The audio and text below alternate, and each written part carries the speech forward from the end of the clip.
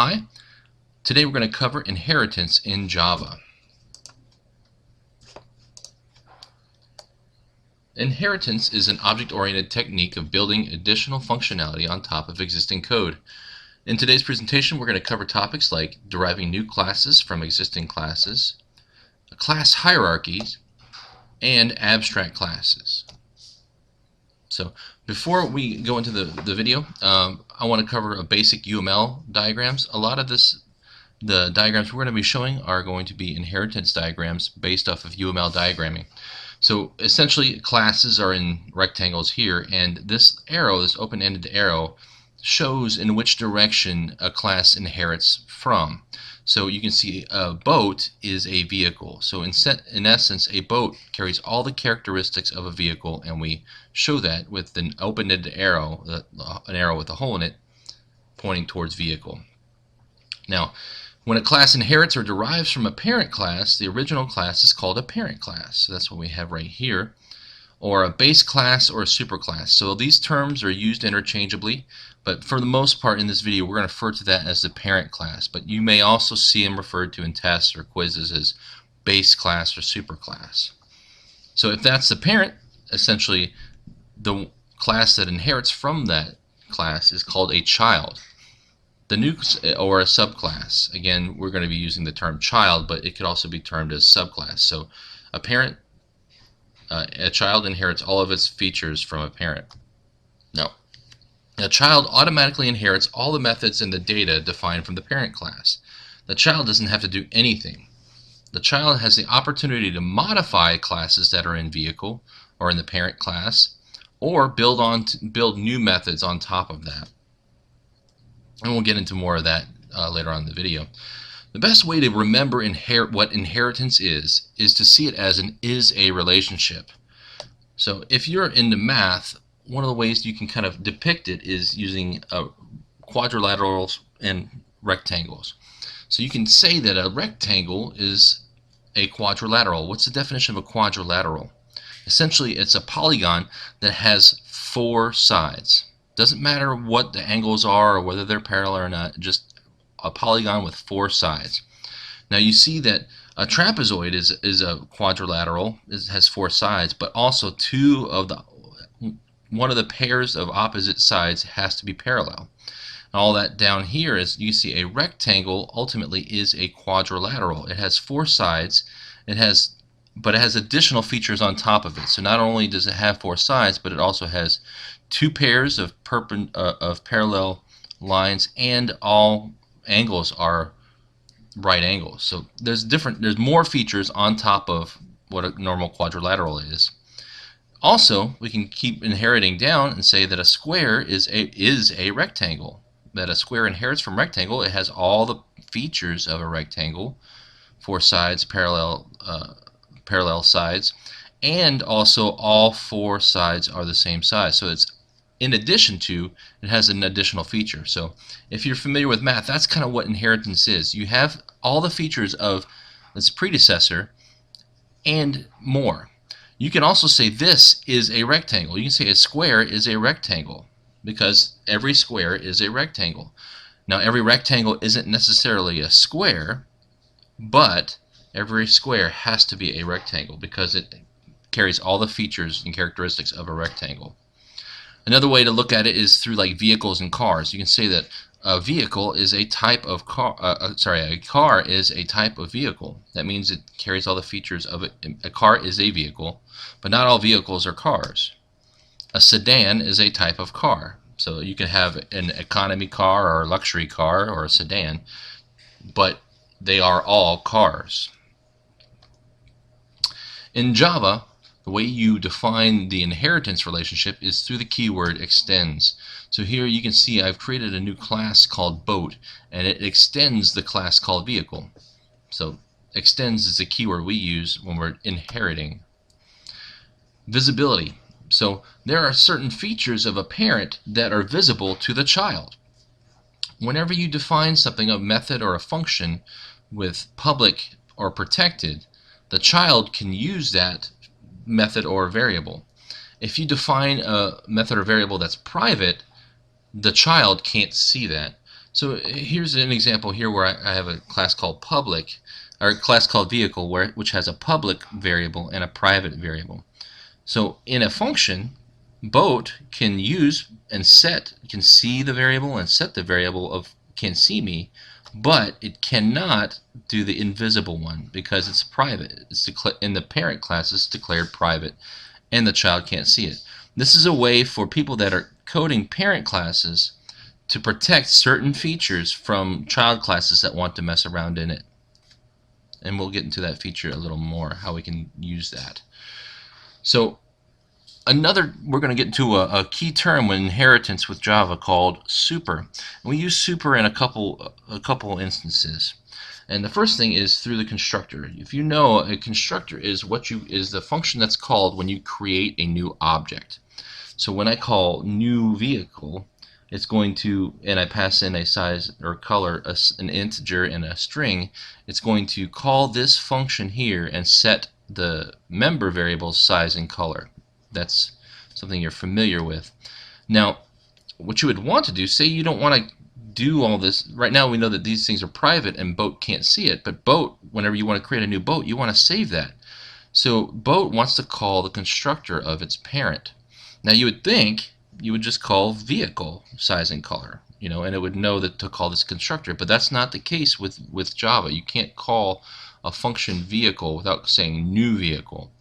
So the way that Java sorts this out is it uses the word super. So instead of, it may not be intuitive, but whenever you call super without anything on top of it, you're calling the parent's constructor. So here I'm calling super, passing in size and color, and it's going to invoke the parent's constructor here with size and color. Now, when we can create functions in the parent like this called set color, and I can call them in the child function without calling super.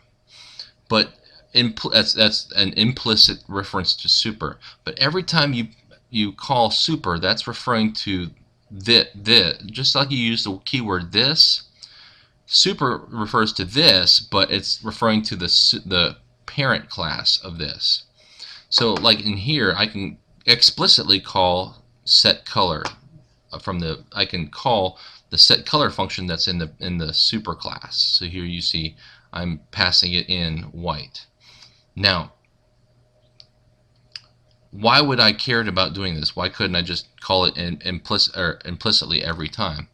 Well, if you ever want to override a parent's function, so here we are, but we want to reuse that function. So here, say for every boat, I have a function in vehicle called getSize, and for some reason for a boat I always want to add 4 onto that value. So whatever my size is, I always want to add 4 onto it.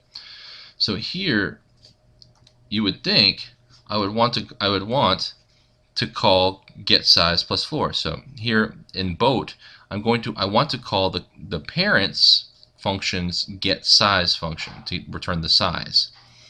Now you would say, I'm overriding getSize and I'm returning getSize. The only problem is that the compiler thinks this getSize you're referring to is this getSize, the part of this class. So essentially you'll be stuck in an infinite loop. Somebody will call getSize and it will call itself over and over again infinitely. It will keep calling itself back and forth, and your computer will lock up. Your program, at least at best case, only your program will lock up and nothing else. Now, in order to tell the compiler, I don't mean this getSize, I mean my parent's getSize, I use the keyword super.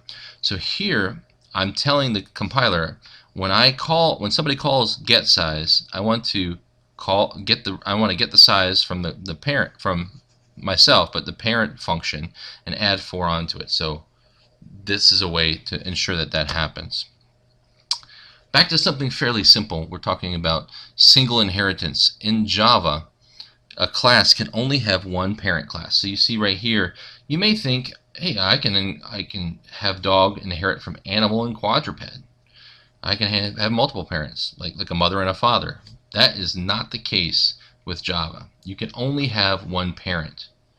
Now, you can have more than one interface, and we're going to talk about interfaces in the second part of inheritance, but we've got a lot of materials to cover, and we won't cover it in this video.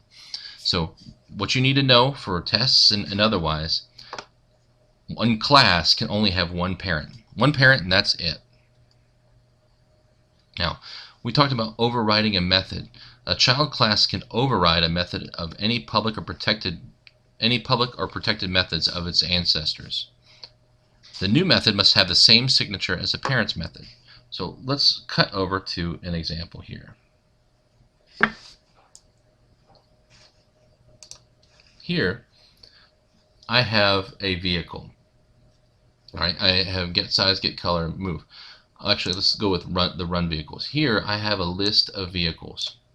Now, I'm adding a generic vehicle, a car, a boat, a car, and a vehicle. Note that they're all vehicles. See, I have an array list of vehicles, but I can add a car or a boat because a car or a boat is a vehicle. Now, once I've added these 5 vehicles, I'm going to loop through them again and call this function called move. So let's take a look at this function move. I'm only going to call one function, and that's move. So if it's a generic vehicle, it's going to call this generic move, and all it'll print out is vehicle goes zoom. So it'll just print that string out to the screen and then end. In boat, I want to override, and this you don't have to use this override. That's what you saw there was an annotation, and we won't cover Java annotations. In this case, this annotation is just to make sure other programmers know that you're overriding the class, but you don't need to have that. Let me zip that up. So here we are overriding the move from the previous vehicle function, and instead of saying vehicle goes zoom, we'll say boat goes splash. Same thing with a car. I'm going to override move, but now I'm going to say car goes vroom.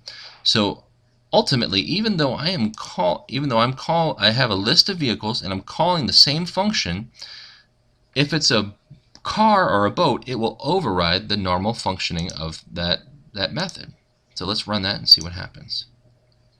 Sure enough, every time it was a car, it used the overridden function. Every time it was a boat, it used the overridden function. That's kind of a very simplistic answer of how to override specific classes or specific methods. Now, you will be tested on this in quizzes and in the exam of what the difference is between an overridden function and an overloaded function. They're very close, but they're not the same. When you think of overriding, you're thinking of a child class creating a method with the same method signature, like we said over there in vehicles, the same method signature. That means I'm returning nothing. I'm overriding move. I'm returning nothing. I have no parameters. Now, a signature needs to have the same number of parameters, same type of parameters, and the same return statement. That's what we mean by a same method signature. Now, when you're overloading a method, it's usually in the same class. The 2 methods have the same name, but they have different method signatures in that they may be returning something different, or they may have different parameters. So let's show you what that kind of side-by-side explanation of what that means. Here we have an overridden function. So I have a parent class called vehicle, and I've got a function called print type, and it returns nothing and it takes in nothing. Car will override that because it calls the same function. It's the same method signature, but it does something slightly different. And overloaded, here I have the same class. I have 2 methods called bark. They're both the same bark, but one prints wolf out once, and one takes in a different parameters. Note that the signature is different because I'm inputting an integer, which I'm using to loop and print wolf out. So that's really the key thing, is when I'm overriding, I'm using this. It's usually a parent-child relationship, and I'm using the same method signature. Overloading means I have a different method signature. I'm going to throw a couple new more terms and concepts at you. Class hierarchy.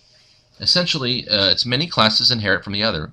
Now, remember my rule before, a class can only have one parent, but one class can have more than one child. So I can say that a car and a plane are both vehicles. They each have one parent, but they are both, but there's more than one child there. Same thing with an economy, sedan, or luxury. They all have one parent, but the parent has more than one child, which leads to another term, sibling. So think about this. When we talk about Java and inheritance, think about it like a family tree. All the terms you would use for like a family tree, an ancestor, or a sibling, that's all kind of related here as well in Java object-oriented terms. Here I see everything that's color-coded, you can see are siblings. Like if you had a brother or sister, you would call them a sibling.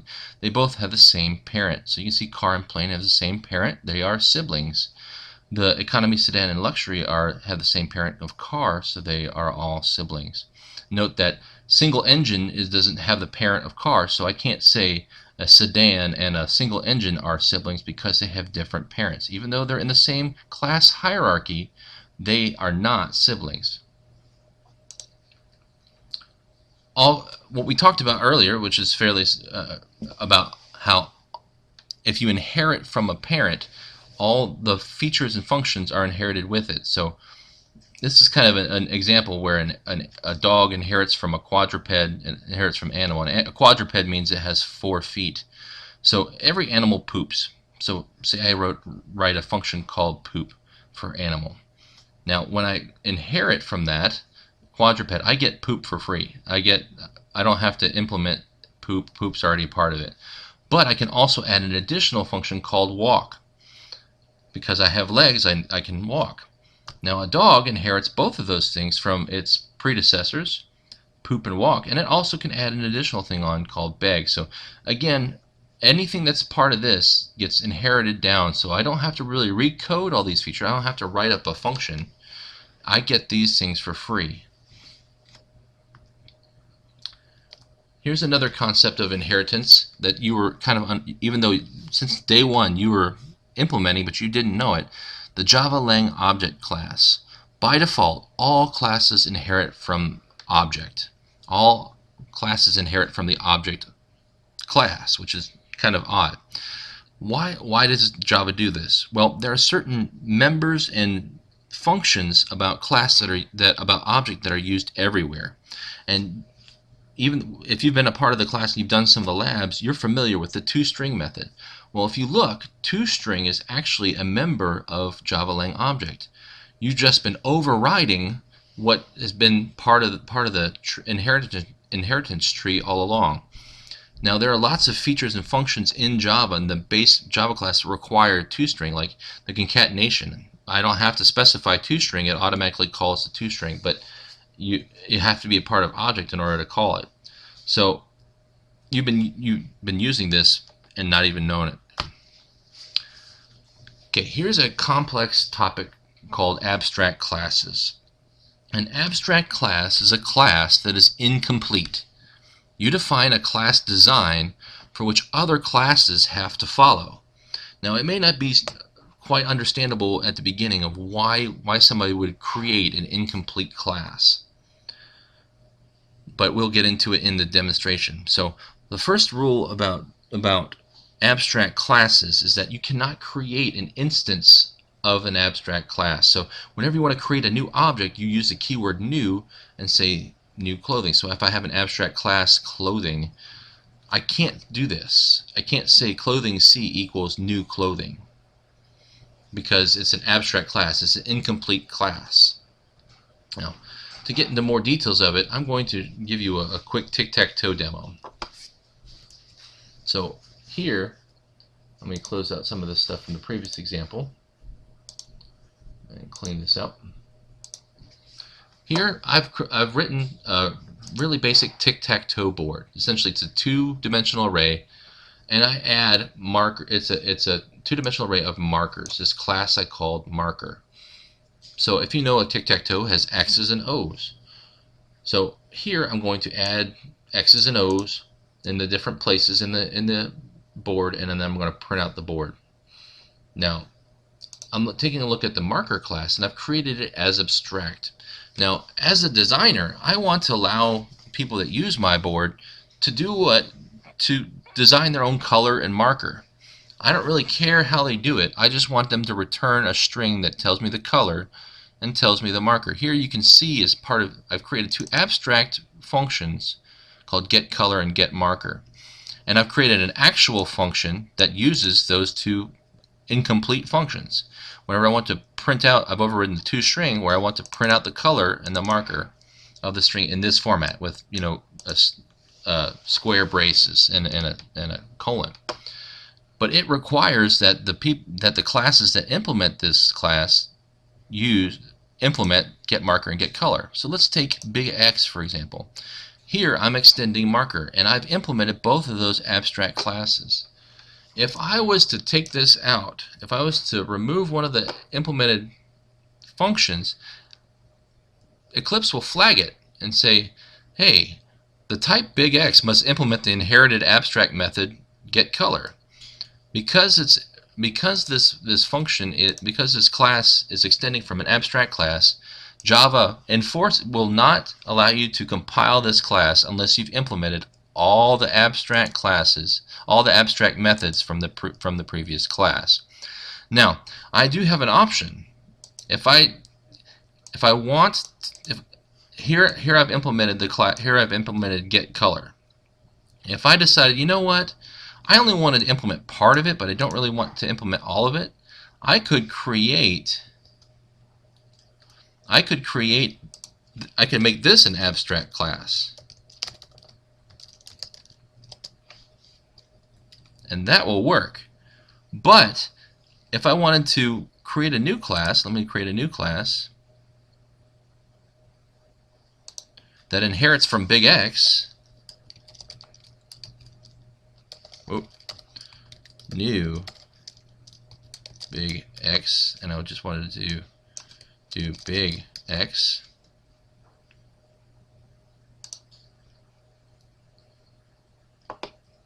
It will automatically force me to implement the unimplemented method. I have to put in a color.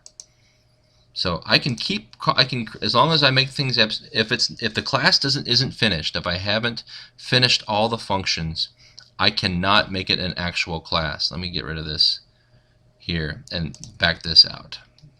I don't want this as an abstract class. I want it as an actual class. Alright, so here I've implemented big X and big O, and they've implemented those two functions. So when I run tic-tac-toe here, it'll print out, I'm looping through and I'm printing the board, it actually calls the toString, because it's doing it implicitly, it's calling blue O and red X here because I've implemented that marker. It may not be quite clear on why we do that. There is a difference. You've also been introduced to another term called interfaces. And abstract classes are very much like interfaces, but with a couple differences. But we won't cover that difference in this video.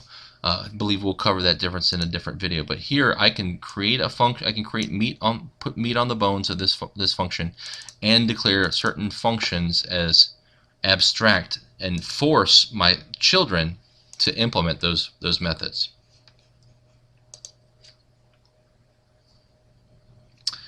Okay, call parent method. Even if the child doesn't implement a method, its parent method can be called. So here I have dog, a class dog, that implements bark. We're going past abstract and we're going into calling the parent method. So this is why what we said inheriting from the parent. Notice the class beagle doesn't do anything with bark. It doesn't have to do anything with it. It just leaves it alone. If I create a new beagle, I can call bark, even though beagle didn't define what bark is. Dog did. So I can use all the functions of my parent without having to worry about actually writing them in the class. So we also talked about visibility in one of the first few slides. We have when we talked about public, protected, and private. Here I've created a parent class that the child can access first, second, But because I made this private, the child cannot access the third. Here I created a function called count, and I'm returning first plus second plus third. It will reject me saying, hey, third is private. Now, if you're smart enough, a parent will protect its variables by doing this, by making variables private so that children cannot inherit and mess around with it. But they will create things called accessors, like an accessor method like this, that make it public. So here, the child can call get third and get the value of third, but it's still prevented from actually setting third to something weird.